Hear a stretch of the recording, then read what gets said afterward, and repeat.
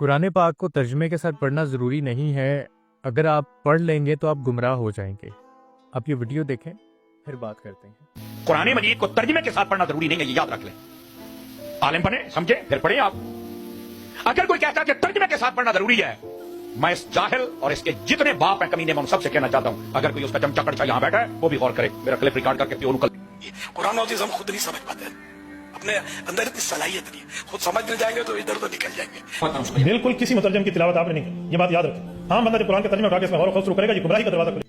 जिनको ये डर है कि हमारा बिजनेस ना ख़त्म हो जाए, ये जो हलवा खाने वाले हैं, इन्होंने दीन जो है ना अपने कब्जे में किया हुआ है। ये चाहते हैं कि दीन हम खुद जो है ना लोगों को जितनी ज़रूरत है उतनी दें। पहली बात तो ये है कि कुरान पाक एक ऐसी पाक किताब है, अल्लाह की तरफ से जब ये नाजिल की गई तो ये रहनुमाई के लिए नाजिल की गई। कुरान पाक को मुखातब ही उन लोगों के लिए किया गया जो ना समझ हैं, जो अनपढ़ लोग हैं, जो जाहिल हैं, जो गवार हैं, जिनको पता ही नहीं है, जिनको हक हलाल का नहीं पता।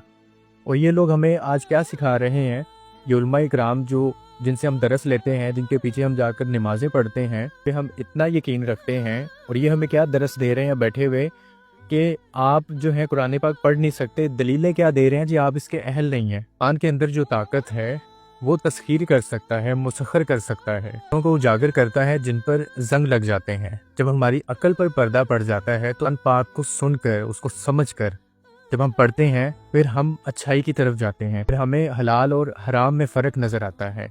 और ये लोग हमें क्या सिखा रहे हैं कि कुरान पाक जो है वो आलमों के पढ़ने की किताब है, वो मुअल्लिम पढ़ सकता है।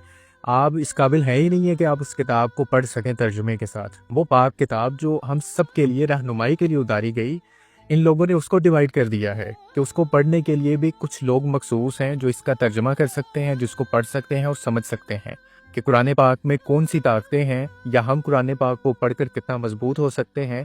इन लोगों को ये डर है कि कुरान पाक अगर लोग पढ़ने लग गए तो हमारे कारोबार बंद हो जाएंगे, हमारे पास कोई नहीं आएगा।